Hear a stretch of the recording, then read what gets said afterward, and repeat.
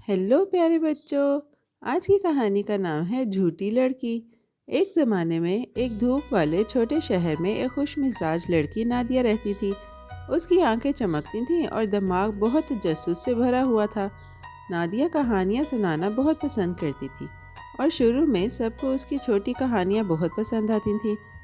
उसके वालिदैन और दोस्त खुशी से सुनते, लेकिन एक दिन कुछ छोटा सा बदल गया। नादिया ने मज़े के लिए छोटे झूठ सुनाना शुरू कर दिया। हंसी उसे खुशी देती। कहानियाँ बनाना आहिस्ता आहिस्ता आदत बन गया और जल्द ही छोटे झूठ उसके मुंह से ऐसे निकलने लगे जैसे रंगीन तितलियाँ हाथ से उड़ती हों। हर दिन स्कूल का काम खत्म करने के बाद नादिया सबसे अच्छी दोस्त महविश के साथ बाहर दौड़ती, धूप में क्रीमी आइसक्रीम खाने के लिए। महविश अक्सर समझाने की कोशिश करती कि झूठ बोलना अच्छी आदत नहीं है। झूठा शख्स इज्जत खो देता है नादिया, वह नरमी से कहती।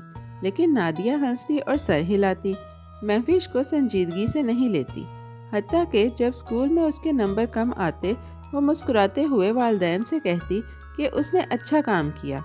माँ और बाप उसे गर्मजोशी से गले लगाते, उसकी मेहनत की तारीफ करते और नादिया का दिल खुश होता, जिससे वो हर दिन थोड़ा और झूठ बोलने लगी।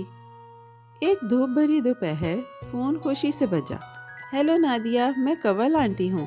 क्या तुम्हारी माँ कहीं गई हैं? आंटी ने नरमी से पूछा। नादिया ने थोड़ी खुशी महसूस की और जल्दी से झूठ बोल दिया।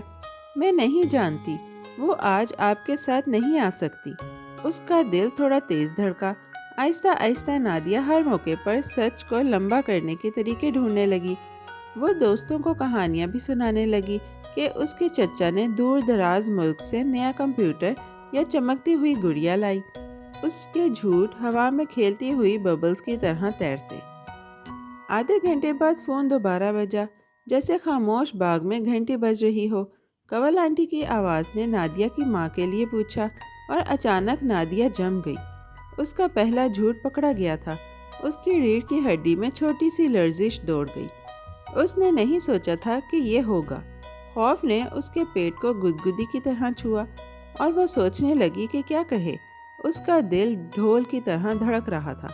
उसने महविश की तरफ देखा, जो फिक्रमंद और थोड़ी परेशान लग रही थी। नादिया का दिमाग जल्दी से काम कर रहा था, कहानी जारी रखने का कोई होशियार तरीका ढूंढने के लिए। नादिया ने अचानक फैसला किया। उसके होंठ थोड़े कांप रहे थे। वो जख्मी हो गई हैं और कुछ ज़रूरी काम आ गया है, इसलिए आज नहीं आ सकती। वो किसी और दिन आएंगी, उसने कहा और अल्फाज दोहराए जो उसे लगा कि आंटी सुनना चाहती हैं। उसकी आवाज़ कांप रही थी।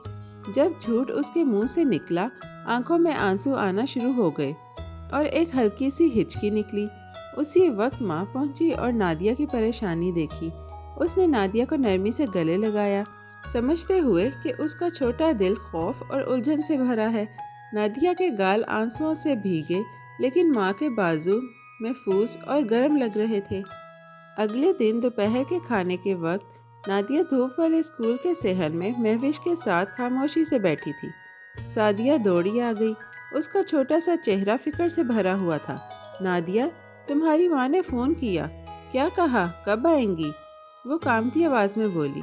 नादिया का पेट मुड़ गया। उसने झूठ बोला था और वो अब नहीं जानती थी कि क्या जवाब दे। सच दिल में भारी महसूस हुआ, जैसे एक छोटा पत्थर। उसने अपने पैरों के नीचे घास की तरफ देखा और हाथ घबरा कर मुड़ते रहे।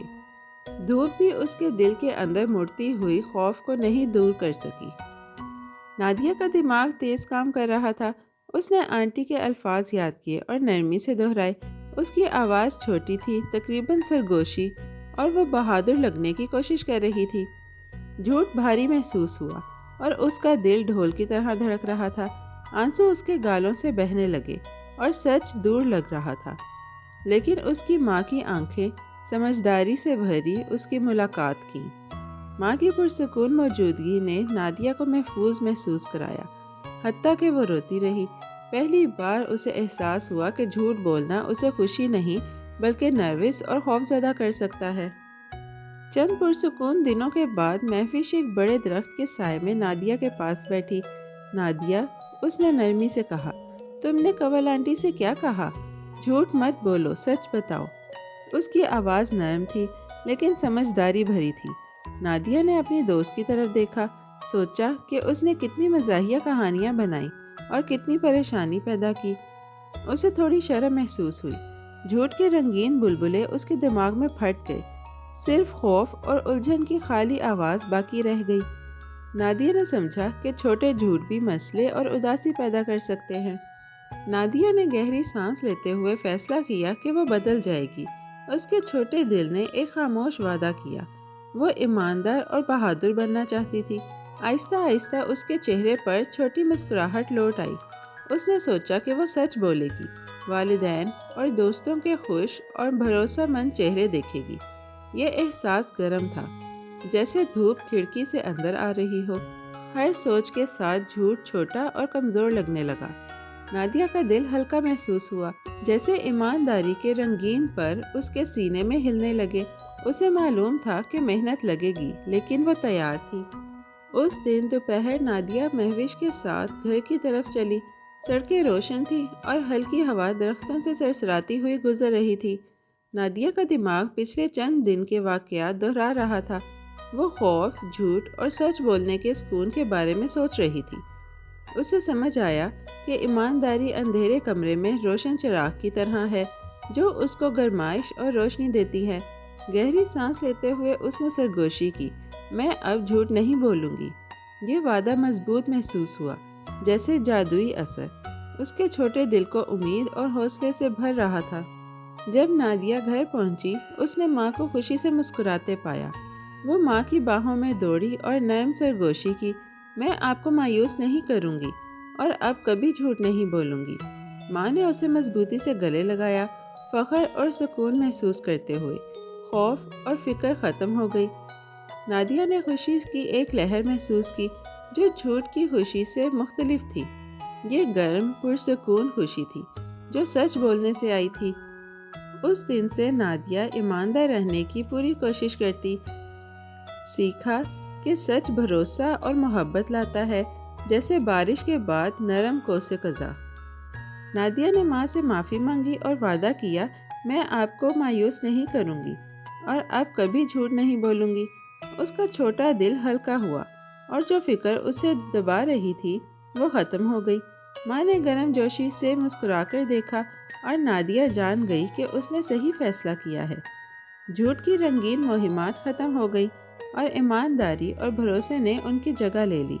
نادیہ کے دن خوش، ہنسی اور سچ کہانیوں سے بھر گئے۔ وہ ہر لمحے فخر اور محفوظ محسوس کرتی تھی۔ پیارے بچوں، آج کی کہانی یہی ختم ہوتی ہے۔